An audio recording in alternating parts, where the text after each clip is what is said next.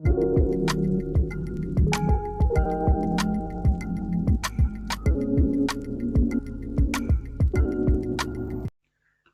Students, स्वागत है आपका मेरे अपने यूट्यूब चैनल में स्टडी विटामिन। स्टूडेंट्स, आज हम डिस्कस करने वाले इलेक्ट्रिक डाइपोल और इलेक्ट्रिक डाइपोल मोमेंट के बारे में। हमने इलेक्ट्रोस्टैटिक की 4 पार्ट का लिंक आपको इस वीडियो के डिस्क्रिप्शन में मिल जाएगा। अगर आपने पहले वाले पार्ट्स नहीं देखे तो प्लीज जल्दी से आकर पहले वो वाले देख लीजिए, जिससे आपको कॉन्सेप्ट अच्छे से समझ आ जाएगा। सारी की सारी वीडियोस के लिंक्स मैं आप इस वीडियो के डिस्क्रिप्शन में दे देता हूँ। बढ़ते हैं अपने टॉपिक की ओर। स्टूडेंट्स, इलेक्ट्रिक डाइपोल होती क्या है?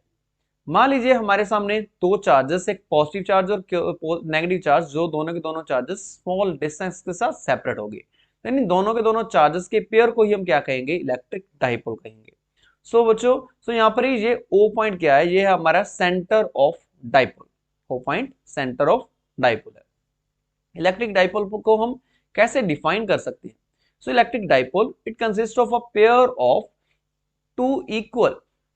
Equal charges and opposite point charges. दोनों के दोनों चार्जेस के ऊपर चार्जेस वो स्मॉल साइज के होंगे, उन दोनों के बीच की जो डिस्टेंस होगी वो भी हमारी स्मॉल डिस्टेंस होगी। इलेक्ट्रिक डाइपोल क्या होगा? A pair of equal and opposite charges which are separated by distance 2a। अगर हम इसको लिखना चाहे डाइपोल को, तो हम इसको p के साथ डिनोट कर सकते हैं। वो किसके बराबर होते हैं बच्चों? इलेक्ट्रिक डाइपोल, दोनों के दोनों पेयर हो गए। इलेक्ट्रिक डाइपोल मूवमेंट को हम p के साथ डिनोट करते हैं। इसकी डायरेक्शन क्या होगी? नेगेटिव चार्ज से लेकर पॉजिटिव चार्ज की ओर। ये वाली हमारी जो इलेक्ट्रिक डाइपोल मूवमेंट की जो डायरेक्शन होगी। ओके, ये होगी इलेक्ट्रिक डाइपोल मूवमेंट की डायरेक्शन। आगे देखेंगे बच्चों, इसके दोनों के दोनों चार्जेस के ऊपर जो नेट चार्ज कितना प्रेजेंट होगा, क्योंकि जितना चार्ज पॉजिटिव के ऊपर प्रेजेंट है उतना ही चार्ज नेगेटिव के ऊपर भी प्रेजेंट है, बट उनका मैग्नीट्यूड सेम है, बट उनके जो नेचर है वो डिफरेंट है। जिसके कारण इनके ऊपर नेट चार्ज वो किसके बराबर होगा? 0 चार्ज प्रेजेंट होगा। बट इसका जो नेट इलेक्ट्रिक फील्ड होगा दोनों के दोनों चार्जेस के कारण, वो डाइपोल नेट इलेक्ट्रिक फील्ड वो 0 नहीं होगा। ओके, अगर हम दोनों आयंस को, पॉजिटिव आयन और नेगेटिव आयन, जैसे कि हमारे हाइड्रोक्लोरिक एसिड के एक मॉलिक्यूल में, एक पॉजिटिव चार्ज जो हमारा हाइड्रोजन आयन है और एक नेगेटिव चार्ज जो हमारा क्लोरीन आयन है, इन दोनों के पेयर को भी हम क्या कहेंगे? इलेक्ट्रिक डाइपोल कहेंगे। उसकी भी डायरेक्शन कौन सी होगी? क्लोरीन आयन से लेकर हाइड्रोजन आयन की ओर होगी। ओके, ये थी हमारी इलेक्ट्रिक डाइपोल के बारे में। आगे हम बच्चों बात करेंगे इलेक्ट्रिक डाइपोल मोमेंट के बारे में। इलेक्ट्रिक डाइपोल मोमेंट होता क्या है बच्चों? Electric dipole moment it is a measure of strength of electric dipole. Measure of strength of electric dipole. कैसे हम किसी भी इलेक्ट्रिक डाइपोल को कैसे उसकी जो पावर, उसकी स्ट्रेंथ है उसको मेजर कर सकते हैं? उसके लिए हम इलेक्ट्रिक डाइपोल मोमेंट को कैलकुलेट करते हैं। इलेक्ट्रिक डाइपोल मोमेंट को हम स्मॉल p के साथ उसके ऊपर वेक्टर डिनोट करते हैं। क्योंकि जो डाइपोल मूवमेंट है वो हमारी एक वेक्टर क्वांटिटी होती है। डाइपोल मूवमेंट एक वेक्टर क्वांटिटी होती है। बच्चों, अगर हम दोनों के दोनों इलेक्ट्रिक डाइपोल को इस तरह से हम डिनोट करें, जो उनके बीच की जो डिस्टेंस है वो हमारे सामने 2a है, देन इलेक्ट्रिक डाइपोल मूवमेंट को हम कैसे लिख सकते हैं बच्चों?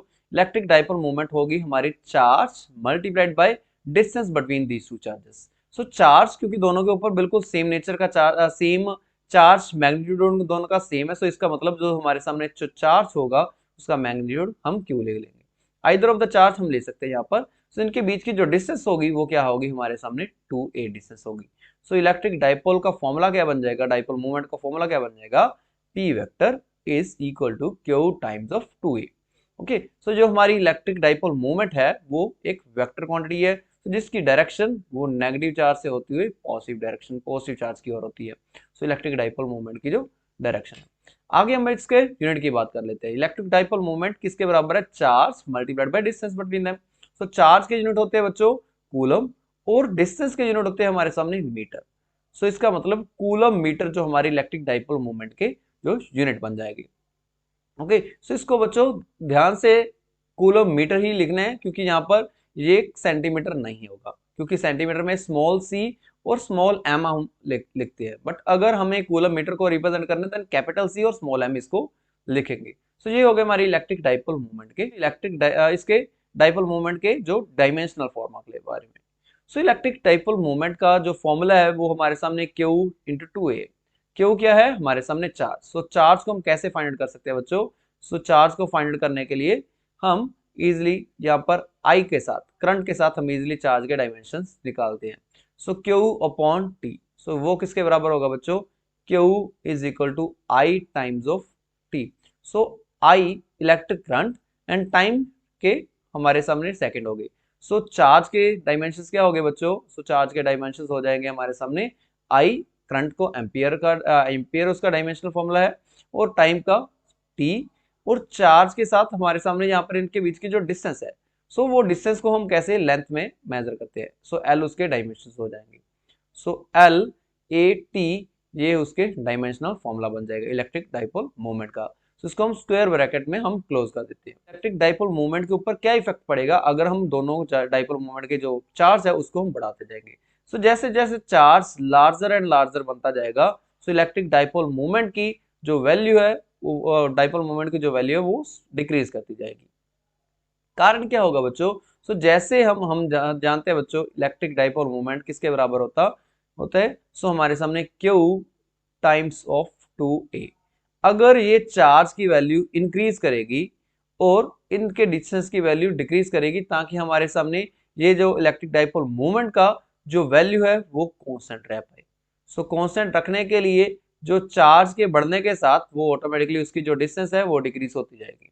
और for the ideal charge ideal dipole is a point dipole. Ideal dipole means जिसके बीच के जो चार्जेस है वो ज्यादा हो गए और उसके बीच की जो डिस्टेंस है वो वेरी वेरी स्मॉल होगी। सो जिसके कारण वो एक पॉइंट डाइपोल की फॉर्म में एग्जिस्ट करेंगे। पॉइंट डाइपोल की फॉर्म में एग्जिस्ट। सो कैसे लगी आपको मेरी ये वीडियो। अगर आप मेरे चैनल पर नए हैं तो बच्चों इस चैनल को जल्दी से जाकर सब्सक्राइब कर दीजिए और इस वीडियो को लाइक करना मत भूलिएगा और अपना वैल्यूएबल कमेंट मेरे को कमेंट सेक्शन में बताना मत भूलिएगा। मिलते हैं अगली वीडियो में। Thank you and have a nice day.